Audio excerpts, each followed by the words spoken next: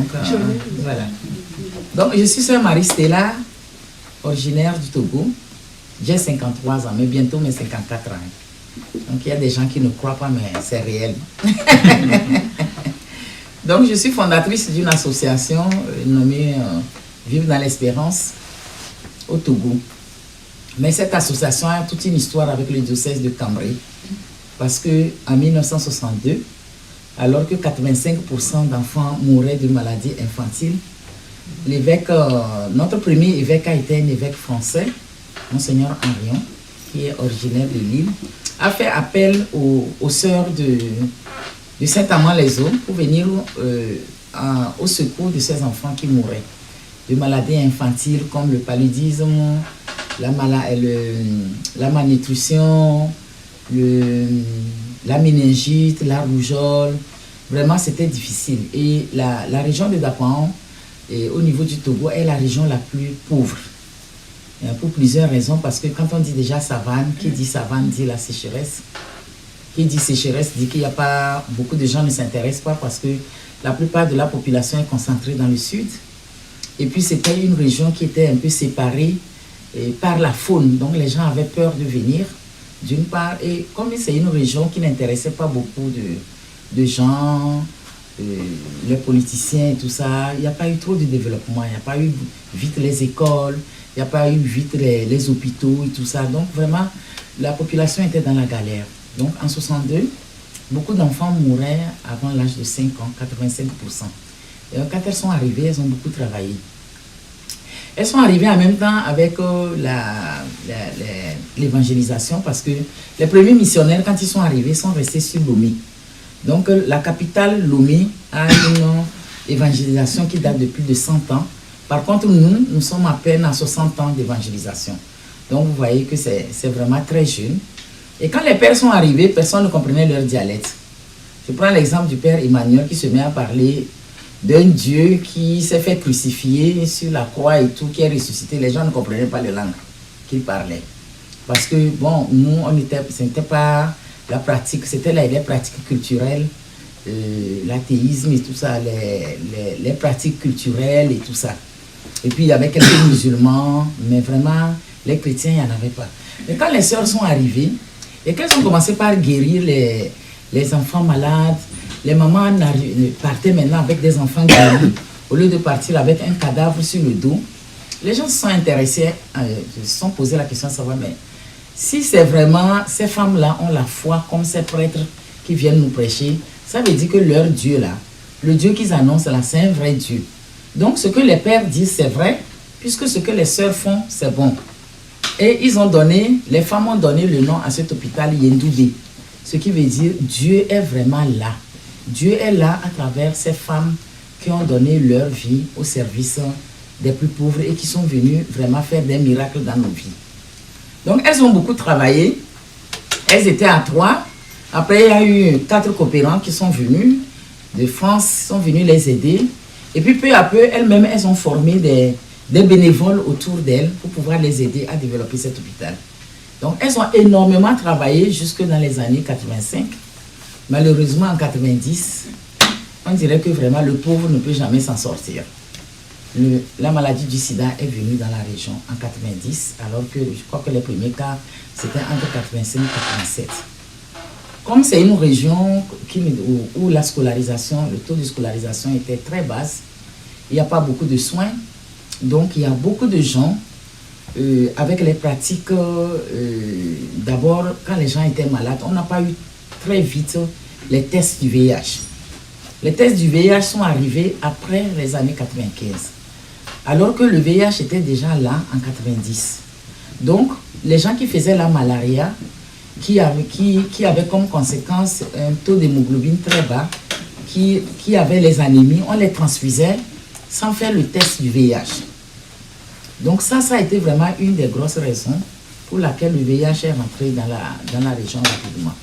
La deuxième raison, c'est que c'est une région où beaucoup de gens, plus de 50% de la population, vivent des revenus de la terre. Ils cultivent et ils se fatiguent. Ils ont seulement 4 mois de culture, puisqu'on n'a pas beaucoup de pluie.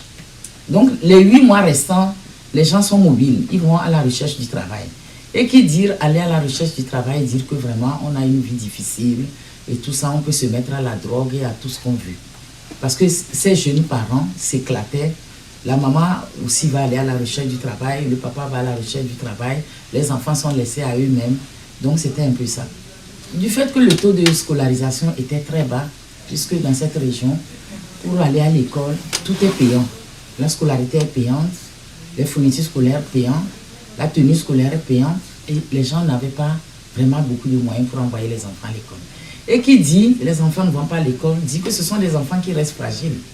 Hein? Ils n'ont pas comment on appelle ça là, ils ont l'intelligence, mais ils n'ont pas la possibilité de choisir, puisqu'ils ne savent pas. Tout ce qu'ils savent, c'est ce qu'ils ont seulement appris de par les pratiques coutumières. Donc du coup, il y a eu beaucoup de dispersion. Et encore, ce qui a fait qu'il y a eu beaucoup de malades du VIH aussi, c'est qu'on est entouré de frontières d'autres pays. Il y a le Burkina, il y a le Ghana, il y a le Bénin. Donc, comme les gens partent vraiment en exode rural, sincèrement dit, ça a été vraiment, comment on appelle ça là, comme si c'était une grande pluie qui était tombée là sur la... Et ce qui était un drame, c'est que c'est vrai que la maladie du sida, c'est pas la seule maladie qui donne comme conséquence la mort. Mais il y a une originalité dans la maladie du sida, c'est l'isolement, c'est l'exclusion. Et comme j'ai l'habitude de dire, en Afrique, on n'est pas riche. On n'est vraiment pas riche. Moi, la première fois que je suis venue ici, j'étais perdue avec vos grands immeubles là. Je suis complètement perdue. Quand je vais devant moi, après, je ne sais plus, tous les meubles se ressemblent, je ne sais plus par où passer. Mais nous, c'est des petites cases la plupart du temps, des quartiers vraiment très simples à traverser. Et donc, une des grandes richesses, c'est la fraternité. Donc, en famille, qu'on ait ou qu'on n'ait pas, qu'on ait un peu ou qu'on ait beaucoup, on partage. Et ça, c'était une force pour nous. Moi, je prends par exemple mon exemple. Moi, je suis né dans une famille polygame. Parce que comme on ne connaissait pas trop Jésus-Christ, nos parents se mariaient avec une femme, 2 femmes, 3 femmes. Donc, mon papa avait 3 femmes. Il était courageux d'avoir 3 femmes. Alors, on était 16. Étant 16, c'était difficile. Il ne gagnait pas beaucoup. Donc, à l'âge de 6 ans déjà, moi, j'avais déjà quitté la famille pour aller de gauche à droite chez mon oncle d'abord, pour me faire éduquer là-bas. Ça a été très difficile. Et après, je suis allée chez ma soeur. Ça veut dire qu'il y a toujours une entraide. Hein. En Afrique, ce qui est... Ça, c'est une des grandes richesses de l'Afrique parce qu'on s'entraide. Quand on n'en a pas, on peut s'entraider pour envoyer un enfant chez un oncle, une tante et tout. Mais la maladie du sida est venue casser vraiment cette forme de fraternité-là parce que c'était une maladie honteuse. Du fait que la maladie est liée au sexe. Vous savez que les voies de contamination, c'est la voie sexuelle, la voie sanguine, la mère à l'enfant. Mais alors là, tout ce qui est sexe, c'est du tabou. Ça reste encore du tabou, mais encore, il y a 20 ans de cela, c'était vraiment du vrai tabou. Donc, tous les enfants qui naissaient de ces parents contaminés étaient des enfants de la honte. Et ça, quand les parents mouraient, les enfants sont dehors. On mettait les enfants dehors. On brûlait même leur acte de naissance. On brûlait tout ce que les parents avaient pour que tout disparaisse. Et les enfants n'avaient pas de toit. Donc, ils allaient, ils erraient. Donc, quand on allait soigner les parents, après la mort des parents, les enfants étaient dehors. Après la mort des parents, les enfants étaient dehors.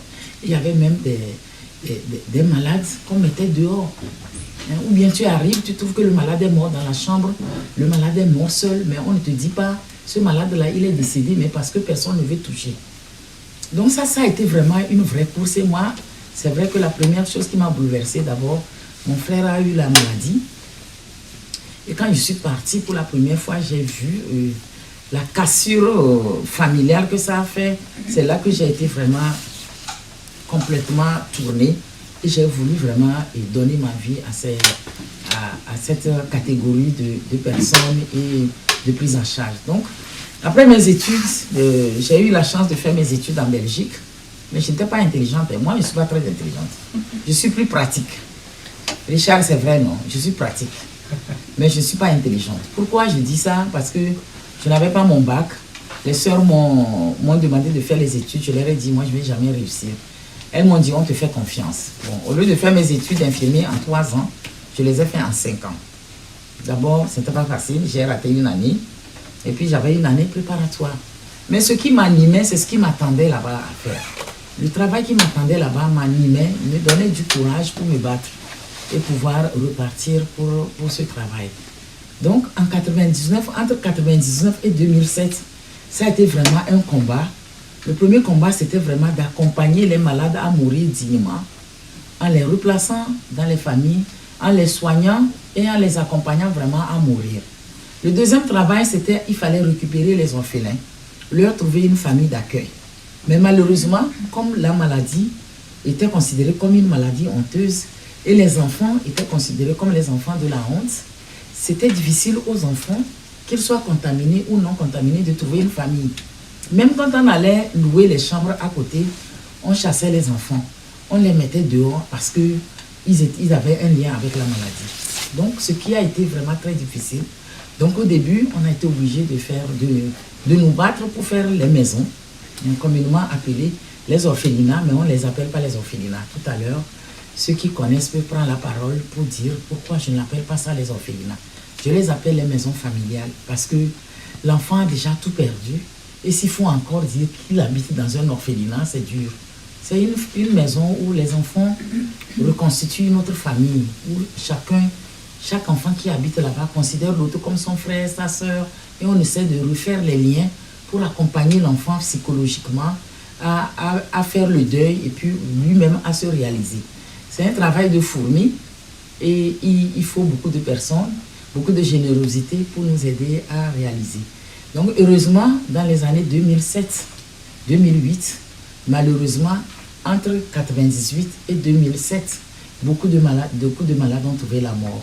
Beaucoup d'enfants sont morts, des adolescents et des parents sont partis. Ils ont été emportés. Donc entre 2007 et 2010, les premiers ARV sont arrivés. Et malheureusement, ce n'était pas pour tout le monde. Il fallait sélectionner les parents qui avaient plus d'enfants pour leur donner. Parce qu'il fallait encore payer. Dire ce que c'est peut-être les ARV. Les ARV, ce sont les antirétroviraux, les médicaments. Vous savez qu'aujourd'hui, la maladie du sida ne se traite pas, on ne guérit pas.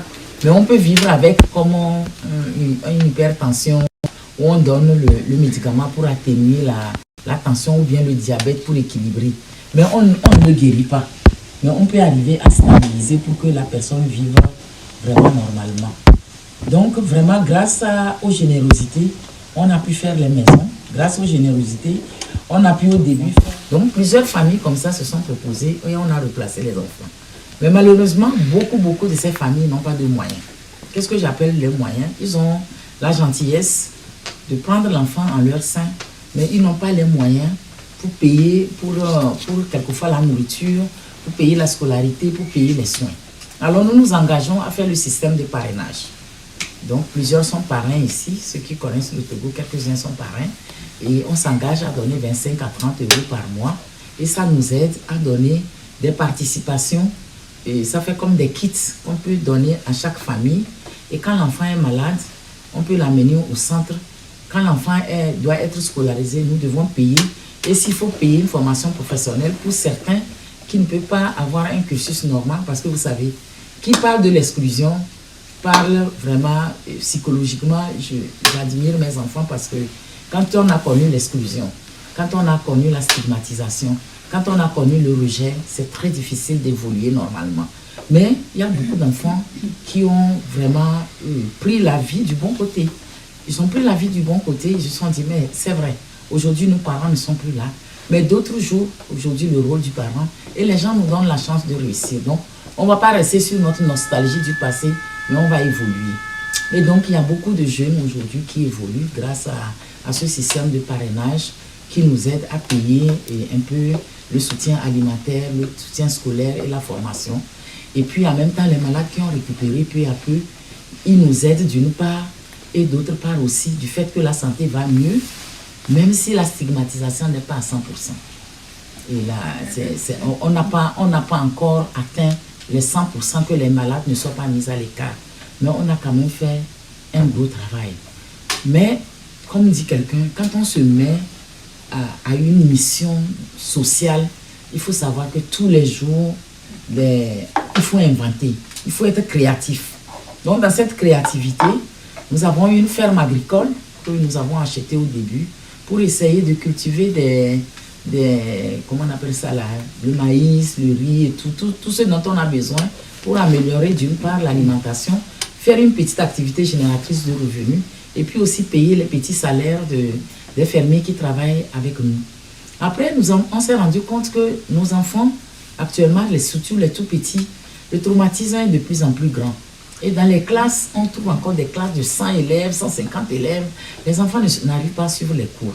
Rebelote, on est parti à la recherche des fonds pour faire une petite école et pouvoir mettre vraiment comment on appelle, des enfants à 50 par classe ou à 35 par classe pour avoir vraiment une idée de suivre chaque enfant et de donner la chance à chaque enfant. Parce que aussi, lutter contre le VIH, c'est lutter contre les enfants qui vont se retrouver à la rue sans instruction. Lutter contre la pauvreté aussi, c'est vraiment se battre pour que chaque enfant soit instruit. Quand l'enfant est instruit, il a la possibilité de faire le choix et un bon choix dans la vie qui va l'épanouir.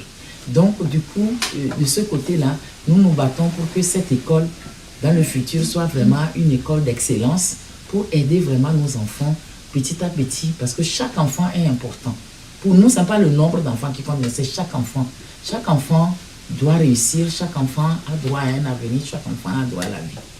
Donc, à nos jours, nous continuons par avoir les maisons familiales. Donc, à Sainte-Monique, nous avons 107. Quand je venais, ils étaient 105, mais ils sont passés à 107 parce que malheureusement, on a amené 2 enfants qui n'ont pas été acceptés dans les autres orphelinats, dans tout le Togo, parce que malheureusement, ils sont nés avec la maladie à 400 km. Donc, cette maison accueille plus les jeunes filles et les tout petits garçons. Et la maison des garçons reste à 56 garçons là. Quand je venais, je crois qu'il n'y a pas eu, d'enfants d'admis. Mais on ne refuse jamais un enfant parce qu'il n'y a pas la place. Il y a toujours la place. En Afrique, il y a un taxi qu'on appelle conseil de famille. Conseil de famille, c'est un banc. Normalement, il faut 5 personnes. Mais en conseil de famille, quand les gens viennent, qu'il n'y a pas de place, qu'est-ce qu'on fait? On pousse et puis on s'approche. Donc nous, c'est conseil de famille. Nos maisons sont des conseils de famille parce qu'il y a toujours une place quelque part pour mettre l'enfant. Parce que l'enfant qui vient, c'est une chance pour la famille parce qu'on va essayer de lui donner notre amour, notre affection pour l'aider aussi vraiment à grandir. Donc les 2 maisons existent pour continuer par aider les enfants, accompagner parce qu'il y a certains enfants qui n'ont toujours pas de famille ou des familles capables pour pouvoir vraiment les prendre en charge. Et il y a quelques années de cela, nous avons ouvert une petite fraternité pour accueillir les jeunes filles en difficulté, malheureusement, qui sont nées avec la maladie et qui ne sont pas forcément acceptées. Certains ont voulu donner leur vie au Seigneur, mais elles n'ont pas été acceptées dans les communautés. Et d'autres ont voulu retourner dans les familles pour se réaliser ou chercher du travail. Et ça a été très difficile. Alors cette fraternité que j'ai moi-même créée, j'habite avec les jeunes là-bas en permission canonique et pour pouvoir vraiment les aider à s'épanouir. Parce que chacun de nous, on a un handicap.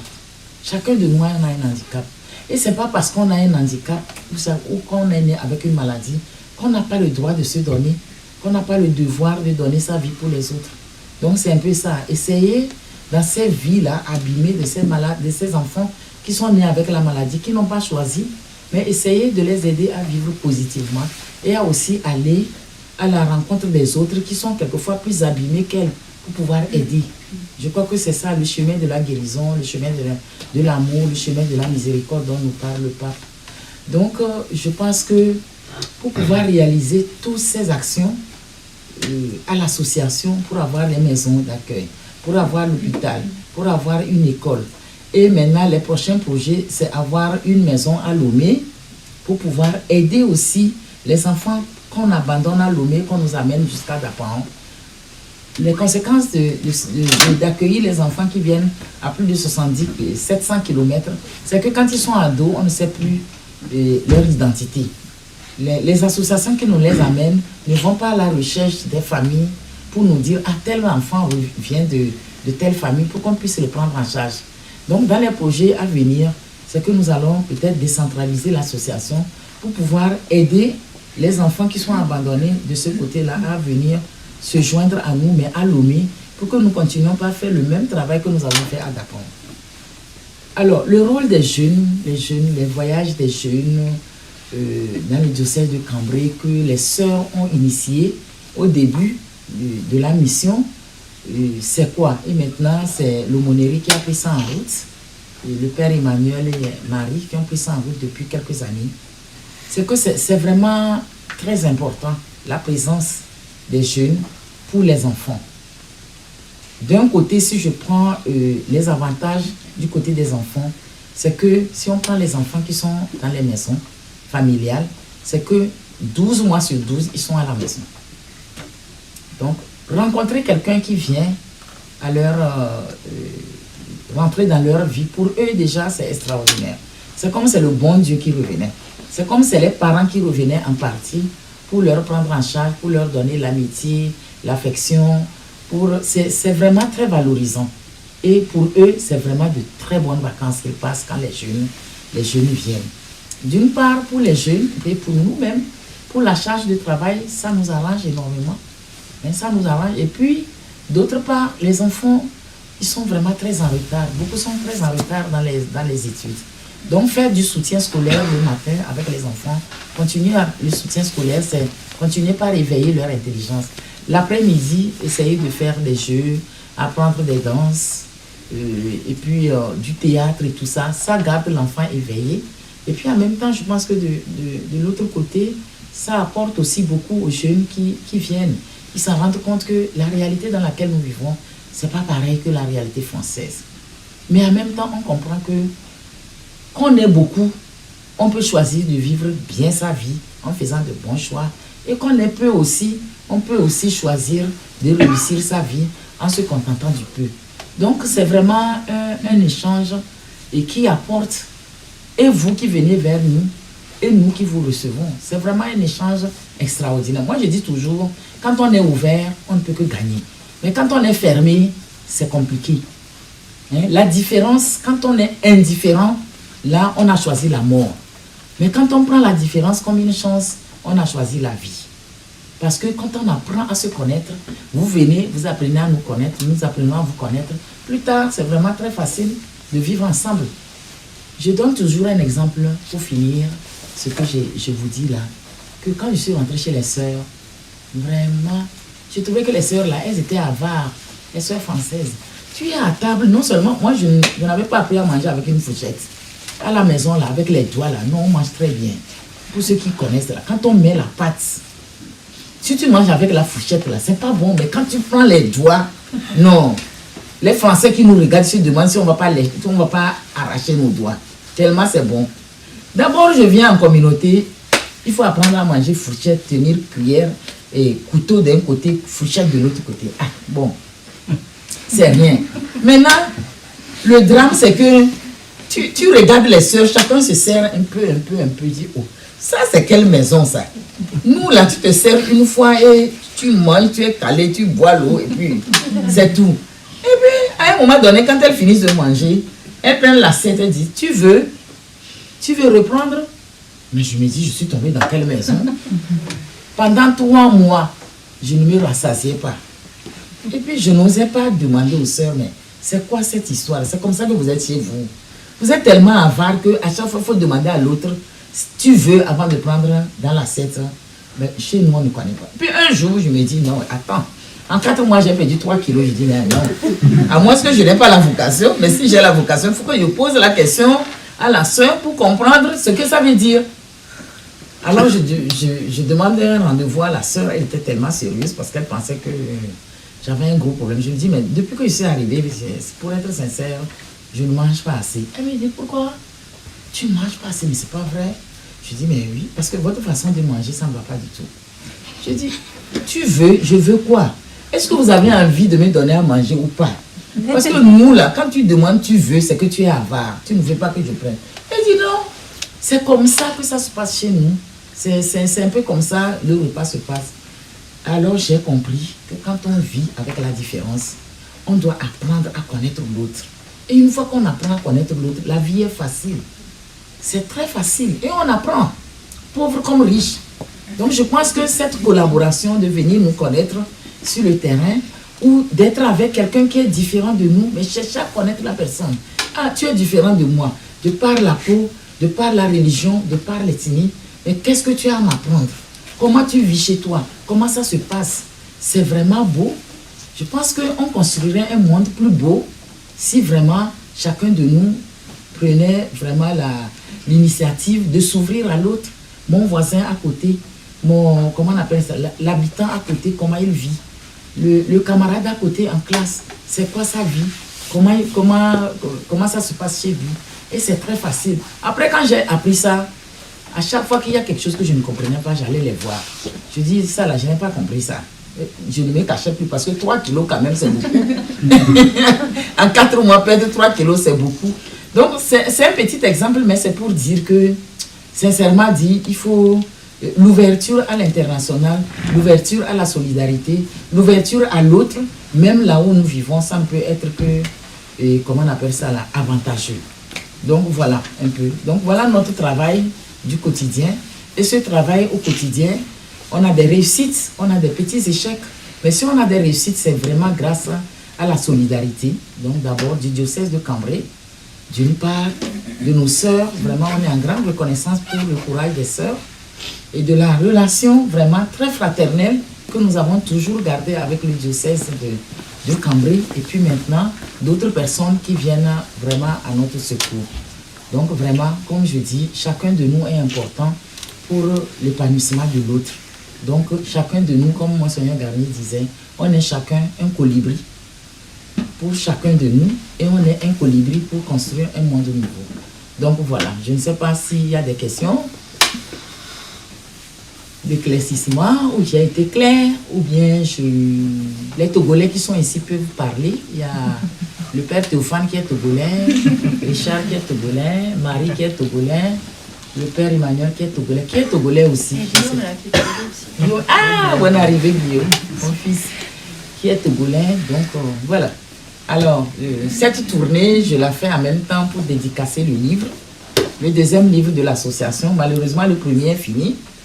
Donc, c'est le deuxième livre de l'association que j'ai écrit pour essayer de mettre en valeur tout ce qui a été réalisé en 23 ans et surtout rendre grâce à Dieu pour vraiment le don de chacun pour que cette mission soit une mission réussie, une action de grâce. Voilà, je pense que si vous voulez connaître mieux et avancer mieux pour beaucoup de choses, achetez le livre, pas à cause de Sœur Marie Stella, mais à cause des pauvres. Merci beaucoup. Voilà, j'en ai fini.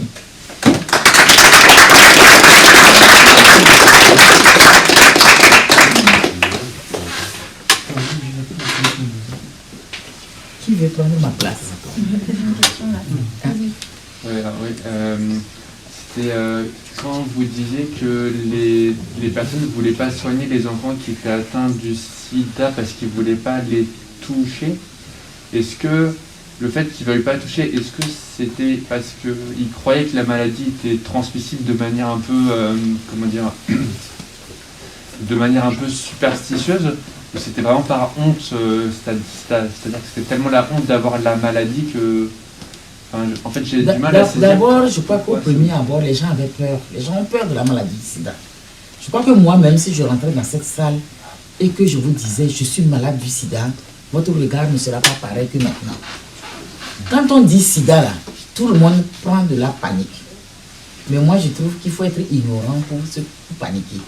Parce que si on sait que la maladie du VIH se transmet par 3 voies, la voie sexuelle, la voie sanguine et la mère à l'enfant, on n'a pas peur.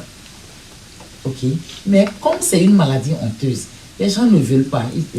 De deux, ils ne connaissent pas. Ils ne savaient pas. Ils pensaient que c'était une maladie contagieuse. Tu vois, comme le Covid, là, tu éternues. Là, on est comme des... Moi, je ne reconnais pas les gens. On est comme des robots.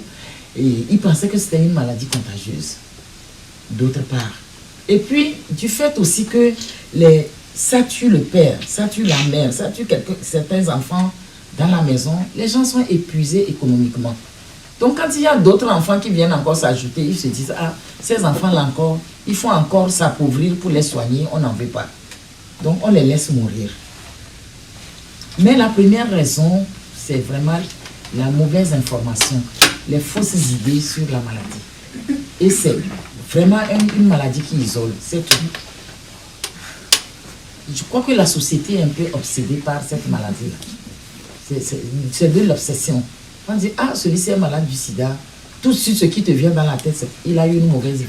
Ah, ce monsieur n'a pas été sérieux, cette dame n'a pas été sérieux. Il y a plein de choses qui se passent dans notre tête. Et du coup, on regarde la personne comme si elle n'était pas comme nous.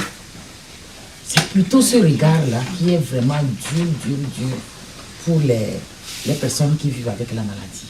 Et quelquefois, pour les enfants qui sont issus de ces familles, ils portent quelquefois cette lourde tribu-là derrière eux. Tu vois? Et il faut vraiment se battre positivement pour s'en sortir. J'ai répondu. Oui. Merci beaucoup. Ça, tu peux parler du travail que vous faites avec les enfants quand ils sont un peu plus grands pour qu'ils connaissent leur histoire? D'accord. Le memory box. C'est ça? Ouais. L'exercice avec le memory box. D'accord. C'est vrai que dans l'exercice, on s'était rendu compte que beaucoup d'enfants, en Afrique, c'est pas comme ici. Quand je suis venue ici, j'étais étonnée de voir comment les enfants parlent à leurs parents. Et ça bavarde, ça pose toutes les questions. Nous là, les enfants ne parlent pas, c'est difficile. C'est les ordres qu'on reçoit des parents. Alors, conséquence, nos enfants qui avaient perdu les parents, qui ont perdu les parents, et qui ont été quelquefois maltraités en famille, ils avaient du mal à s'exprimer. Donc, et on s'en rendait compte que tout ce qu'on faisait, donner un toit, les éduquer, certains s'en sortaient parce qu'avec le temps, ils arrivaient à s'ouvrir, mais d'autres avaient du mal, ils portaient vraiment ce tribut-là très difficilement. Donc, on est allé à la recherche des pratiques qui pouvaient nous aider à ce que l'enfant s'ouvre et qu'on puisse lui raconter l'histoire et pouvoir deviner qu'est-ce qui le bloquait pour qu'il puisse se développer normalement.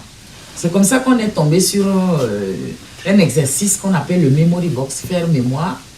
Donc le Memory Box a été écrit en Afrique du Sud au moment de la pandémie du VIH par un prêtre dominicain. Donc c'est un exercice qui conduit l'enfant à une résilience. Donc qu'est-ce qu'on fait? Nous faisons des sessions pour des enfants vraiment traumatisés. Nous faisons des sessions de 5 jours. Et pendant ces sessions, il y a des exercices que nous faisons avec chaque enfant et en groupe. Et l'exercice consiste à demander à l'enfant à savoir quel souvenir il a encore de ses parents. Quels sont les souvenirs et de ses parents et des traumatismes et les images qui lui viennent. Les images positives, les images négatives et ce qui fait vraiment son problème aujourd'hui pour avancer. Alors ça dure 5 jours jusqu'à la fin. Donc on relit maintenant tous les exercices, tout ce que l'enfant a écrit, toutes les questions que l'enfant se pose et nous essayons de répondre aux questions si nous savons, si nous avons vraiment, nous possédons toutes les réponses. Donc habituellement, nous qui sommes du début de l'association, comme moi, comme le directeur adjoint, comme Maman Rita, on est souvent là pour raconter vraiment l'histoire à l'enfant. Comment ça s'est passé, et comment on appelle ça, l'accompagnement des parents, comment les choses ont évolué. Et maintenant, habituellement, il reste toujours des ombres dans la vie de l'enfant. Que ce soit, comment on appelle ces ombres-là, ce sont les oncles, les tantes ou bien les gens du village qui peuvent nous raconter ça. Alors, la deuxième session consiste à faire venir les tuteurs pour nous dire, eux aussi, les tuteurs à leur tour, comment ça se passe la prise en charge de cet enfant en famille. Quelles sont les difficultés que le tuteur a à accompagner cet enfant, ou s'il y a encore le père qui est là ou la mère qui est là. Quelles sont les difficultés que tu as dans l'éducation de ton enfant? Qu'est-ce qui te bloque? Qu'est-ce qui fait ton agressivité? Qu'est-ce qui fait que vous ne vous comprenez pas? Donc le même exercice se fait avec le tuteur ou le seul parent qui reste ou la personne qui est en charge de l'enfant. Maintenant, le troisième exercice, c'est la réconciliation. où vraiment la parole est libérée au niveau de l'enfant pour dire, voilà, moi, je ne vis pas bien parce que je n'ai pas connu mon père, par exemple. J'aime, par exemple, ma nièce, puisque quand mon grand frère est décédé, heureusement, avec sa femme, sa fille n'était pas contaminée. Et j'ai été étonnée, parce qu'elle n'a pas eu la chance de faire cet exercice-là, ça n'existait pas encore. Donc, j'ai été étonnée qu'après 25 ans, à l'anniversaire de son papa, elle n'est pas dans la même ville que moi. Elle m'appelle et qu'elle me dit, Tanti, je souffre beaucoup, maman. Je souffre. Je dis, tu souffres de quoi? Elle dit, je ne connais pas mon père. Vous ne m'avez pas assez parlé de lui. Je ne sais pas comment il était. Est-ce qu'il était bon? Est-ce qu'il était mauvais? Quelle était sa relation? Je dis, mais c'est maintenant que tu me poses cette question, ma chérie. Je dis, il n'y a pas de souci. Tu vas revenir et je te parlerai de ton père. Et donc, elle est revenue. C'était cette année, les 25 ans du décès de son papa. Elle est revenue. On a fait une réunion de famille et chacun a parlé de son père. Et elle s'est rendue compte, c'est là maintenant, en voyant la photo, qu'elle met un peu ce que son papa était, puisqu'elle n'avait que 2 ans quand le papa était décédé. Et alors, le deuxième exercice qu'il fallait faire, il fallait aller sur la tombe du papa. Parce qu'elle avait des choses à dire à son père. Ça a été un exercice dur, mais 25 ans plus tard, elle a 26 ans. Arrivée sur la tombe, il a dit, papa, je t'en veux. Et je t'en ai voulu pendant longtemps. Mais je viens aujourd'hui te dire que je te pardonne. Parce que tu es parti trop tôt. Je ne t'ai pas connu. Mais je te remercie. Parce que je pense que de là-haut, tu as mis les gens sur ma route. Ma tante, tu l'as fait créer cette association, non seulement pour me sauver, mais pour sauver un grand nombre d'enfants. Et je t'en remercie. C'est grâce à ton sacrifice qu'aujourd'hui, j'ai beaucoup de frères et sœurs. Puisque tu ne m'as pas laissé d'autres enfants que moi seul. Mais aujourd'hui, je suis fière de ne pas être seule, d'avoir des frères et des sœurs. Et alors, je te pardonne. Donc, c'est pour dire que pour arriver vraiment à cet exercice-là, il a fallu vraiment qu'on essaie de suivre nos enfants. Nos enfants restent nos enfants. Qu'on puisse suivre certains. D'autres n'ont pas besoin de ça. Ils évoluent vraiment. Ils posent des questions au fur et à mesure. On leur répond au fur et à mesure et puis ça est. Mais d'autres ont besoin de revenir sur vraiment certains, comment on appelle ça là, certains points de leur histoire pour mieux comprendre. Donc l'accompagnement, c'est vrai que quand on entend dire malade du sida ou bien malade, on met tout de suite l'accent sur la maladie. Mais on ne met pas l'accent sur tout le travail qui est fait derrière pour arriver à un résultat. Donc voilà, cet exercice vraiment, on l'apprécie énormément aujourd'hui pour les plus petits qui ont encore vraiment besoin et les ados qui ont vraiment besoin. Donc merci beaucoup. Donc Monsieur Marcel vient de soutenir un doctorat pour ça et il est pris comme professeur à l'université pour pouvoir enseigner parce qu'on s'est rendu compte que pour beaucoup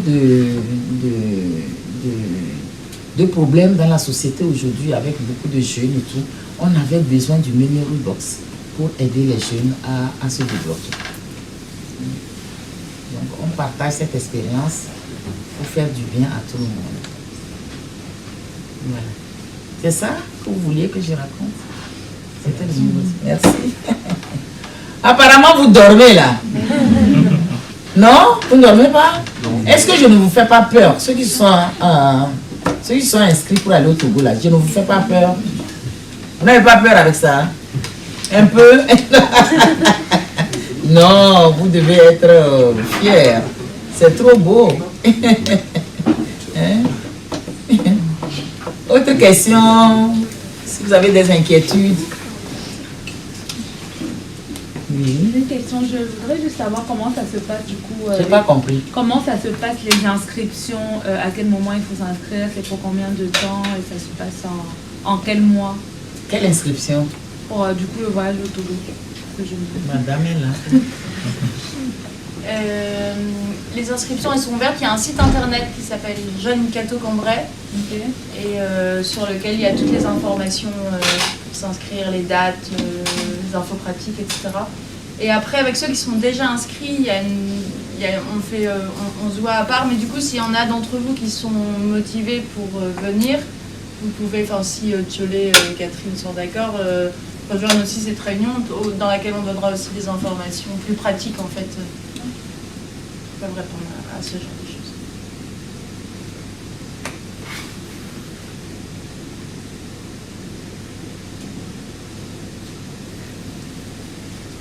Et comment on fait quand on n'a aucune information sur les enfants? Quand on ne sait pas du tout qui sont leurs parents? Quand on trouve un enfant par exemple sous une table au marché? Ça c'est compliqué. L'histoire de l'enfant commence là-bas. Mais on essaie de lui porter toute l'affection et tout l'amour pour l'aider à avancer. Il y a un moment quand même où c'est bien lui dire à partir de 8-10 ans quand même, on raconte l'histoire à l'enfant. Ceux qui ont été trop petits, les bébés, puisqu'on accueille les enfants de tous les âges. Les nouveaux-nés, ceux qui ont 1 an, 2 ans, 3 ans, même jusqu'à 5 ans qui arrivent. Beaucoup, quand ils grandissent, ils ne se rappellent plus. Donc on commence tout doucement à répondre aux questions de l'enfant à partir de 8 ans jusqu'à 10 ans. Et puis on suit l'enfant jusqu'à 14-15 ans. Au moment de l'adolescence, il y a encore beaucoup de questions qui se posent. Et puis quelquefois on fait le memory box en 2. À partir de 8 ans, il y a des choses que l'enfant a envie d'entendre il ne l'accueille pas. Et à partir de 14 ans, ce qu'il n'avait pas envie d'entendre à 8 ans, il a envie de réentendre pour intégrer ça dans sa vie. Donc on refait le numéro box en ce moment. Voilà, on donne la chance à chaque enfant de réussir, c'est important.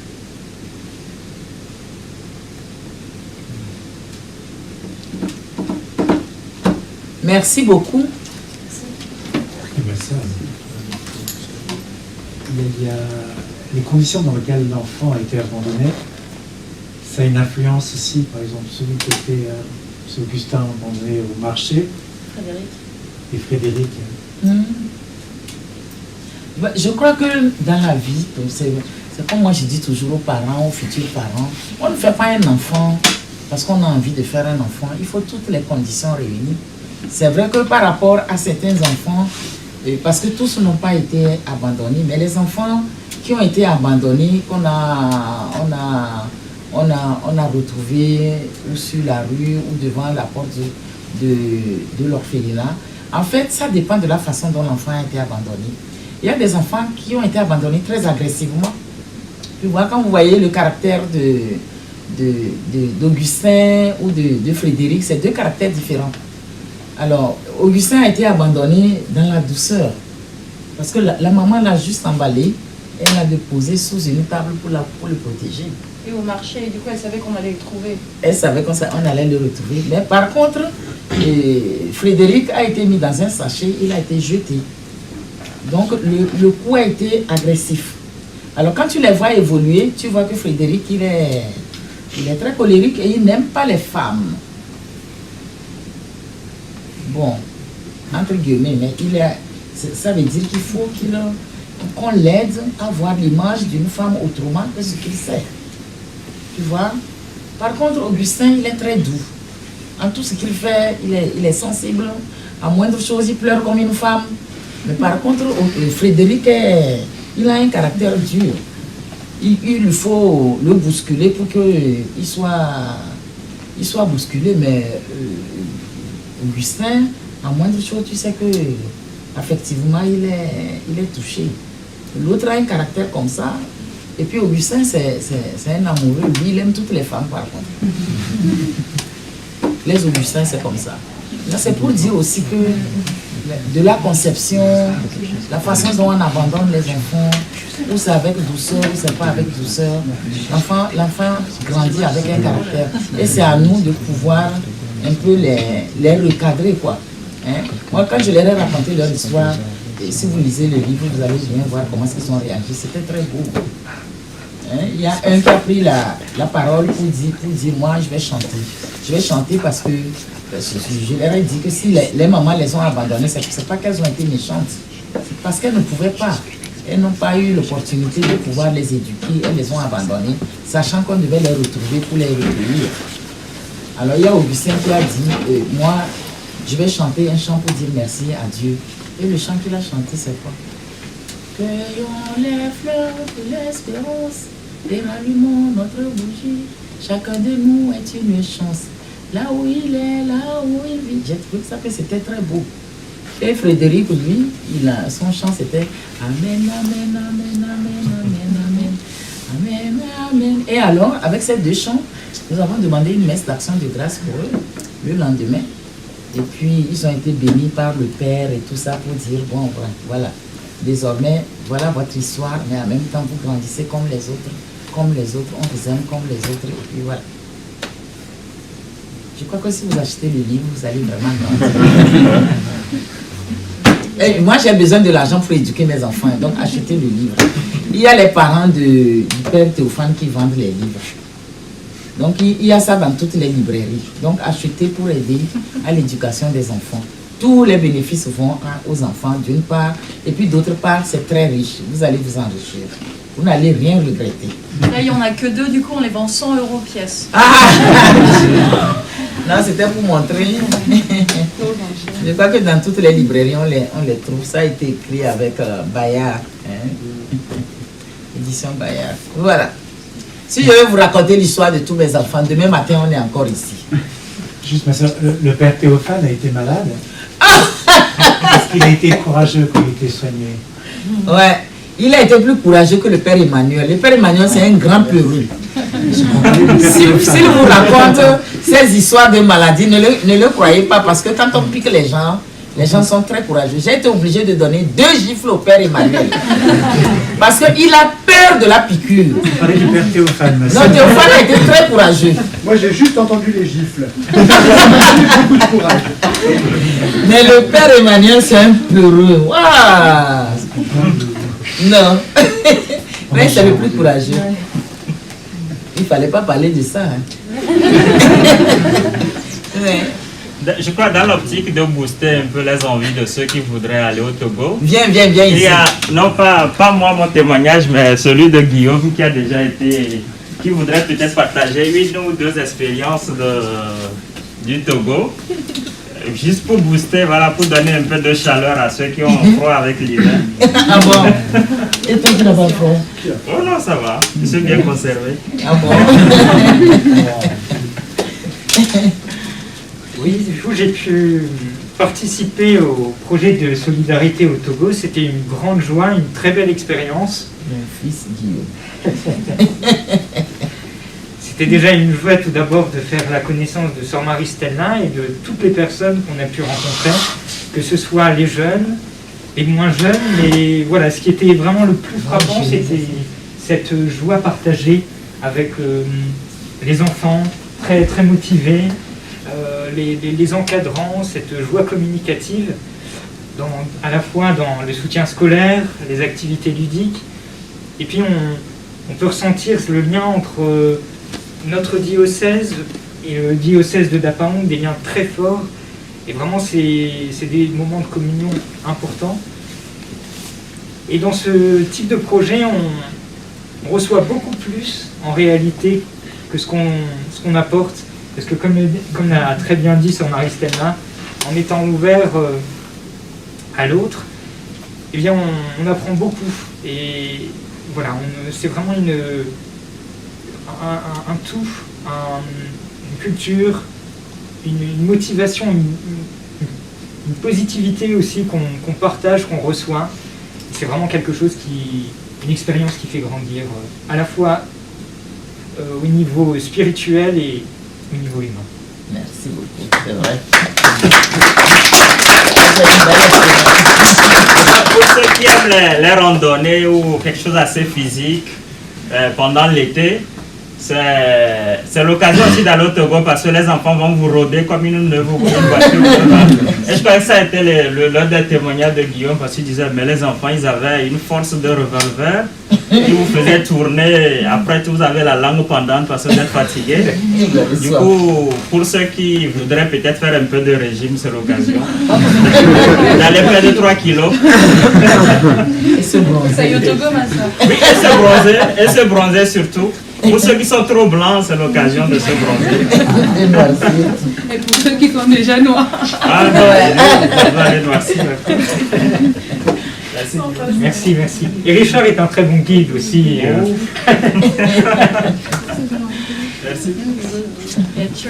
C'était le show de Guillaume et moi. Ah bon? Là, c'était la même question que comme il y a des personnes qui sont déjà parties, c'est bon d'entendre qu'est-ce qu'ils ont vécu, et ça nous donne assez l'aperçu de l'expérience. Moi, ce qui m'a le plus touchée, je pense, c'est que,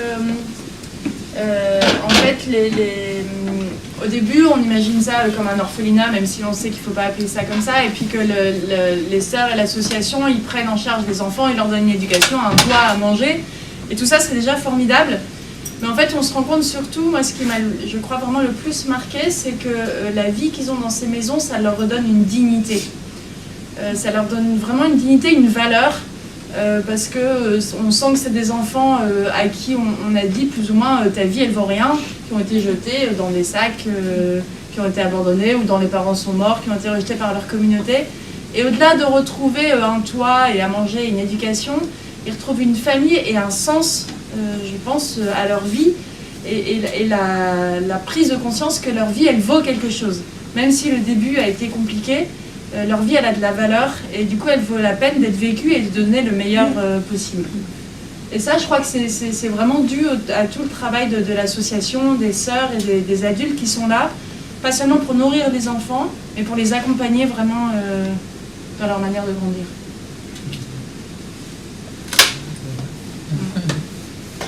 Merci beaucoup. Ce qui m'a le plus marqué au Togo, c'est que le père Emmanuel, à l'époque, il était vicaire général, donc c'était mon chef quand même. Et il a fallu que j'aille au Togo pour le voir recevoir des gifles. Ça m'a beaucoup marqué parce que je ne pensais pas que c'était possible. Et en fait, d'un coup, au Togo, c'était possible. Mais plus sérieusement, un peu pour rebondir sur ce que dit Marie, nous, ici, quand on dit orphelinat, on a tout de suite des images très très construites par notre culture, qu'on imagine des trucs froids et sombres en Angleterre au 19e siècle avec des lits à barreaux, des réfectoires glauques en carrelage jusqu'au plafond. Vous voyez cette image? On a toujours un peu ça à l'esprit. Et du coup le terme de maison familiale que la sœur utilise, il est très beau parce qu'en fait il est réel et que sur place, moi j'étais très touché par le côté familial de ces lieux de vie. Et voilà, et on est à milieu de toutes ces images toutes faites qu'on a en tête quand on grandit en Occident, le truc à la Dickens, à milieu de ça. Et ça c'est très, très touchant, très beau et très édifiant pour nous. Même il y a vraiment un système où les grands s'occupent des petits et quasiment chaque grand a la responsabilité d'un petit, comme un grand frère ou une grande sœur. Ceux d'entre vous qui ont des petits frères et sœurs, j'imagine que des fois vous demande de vous occuper d'eux. Mais là c'est automatique et c'est une responsabilité qui fait grandir à la fois le grand, parce qu'il est responsable d'un petit, et le petit parce qu'il a un référent. Comme dit Théophane, c'est pas juste un endroit où il y a plein d'enfants et on pourrait se dire ouais mais il n'a pas de vis-à-vis personnel, mais il a vraiment à chaque fois un référent dans la maison qui est plus grand que lui.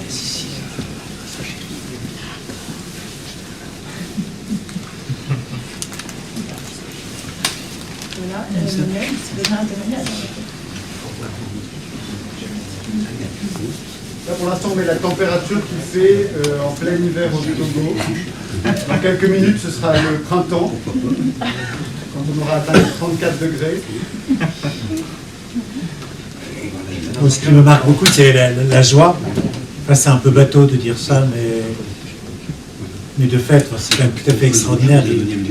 Dans les maisons familiales ils ont tout juste un lit, enfin, tout est partagé. Certains ont le sida, et je trouve que c'est assez bouleversant de voir leur joie. Ça se dispute, mais ça rit. Il y a la messe du soir qui est extraordinaire. Et ils disent eux-mêmes que s'ils n'avaient pas Jésus, ils ne tiendraient pas. La religieuse est très croyante aussi. Mais les enfants, enfin, l'âme de la maison, c'est quand même Jésus. Enfin, c'est leur force, c'est leur joie. Ça marque beaucoup. Et moi, je suis très peureux. C'est juste qu'il n'y avait pas des gants où je mettais du gel.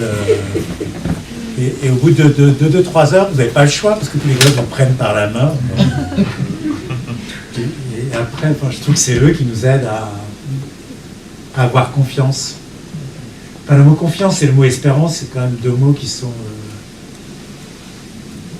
extraordinaires. Enfin, vous les vivez vraiment et nous, on a du mal à faire confiance, on a du mal dans l'espérance. C'est pour ça qu'il faut peut-être acheter le livre. Obligation. C'est combien le vrai prix? Le vrai prix 16,90. 16,90. Comment 16,97. 97. Ah, c'est à 10 centimes. 90. Ça va plus vite à dire. On a promis de libérer la sœur à 8h30 parce que demain, elle doit être à 7h à Valenciennes. En fait, elle passe tous les jours de 7h à 18h quasiment dans les établissements scolaires pour témoigner auprès des jeunes. Et le soir, elle vient encore vous rencontrer à l'aumônerie. Donc on a promis qu'on la laissait aller dormir un petit peu. Moi, je pense que les jeunes qui vont aller au Togo, il va falloir les embaucher pour les aumôneries et pour les collèges. Parce que je me suis rendu compte, c'est vrai que depuis que je suis là, depuis 2 mois, je vais beaucoup dans les collèges, que ce soit ici, que ce soit partout où je suis passée. Et je me rends compte que les jeunes ont soif de l'ouverture. Surtout avec ce Covid-là qui a complètement cassé la motivation des gens. Et je me rends compte que les gens ont besoin de témoignages pour pouvoir se réveiller. Donc il serait bien que les jeunes qui vont s'engager cette année pour aller au Togo, là, quand vous allez revenir, il faut passer dans les lycées, dans les collèges, pour parler aux jeunes, pour pouvoir les encourager à penser à autre chose que le monde dans lequel on est enfermé. Moi, en fait, cette expérience de cette fois-ci, ça m'a beaucoup marqué. J'ai trouvé que beaucoup de jeunes sont à la recherche d'entendre autre chose, d'apprendre autre chose pour s'ouvrir, pour se donner. Hein, ils n'attendent que ça pour un peu sortir de leur cocon. Donc, c'est une mission que je conseillerais à l'ancien vicaire général de s'en occuper et au... C'est pour ça que je suis fatiguée, mais en même temps, je suis contente parce que, oui, il y a toujours, comment on appelle, on s'en rend compte que les jeunes ils ont soif. Ils ont soif d'entendre autre chose que ce qu'ils voient à la télé, ce qu'ils entendent et tout ça là. Ils ont vraiment soif. Hein? Donc ce serait une réelle mission de réveil et puis d'accompagnement des jeunes d'ici. Merci beaucoup.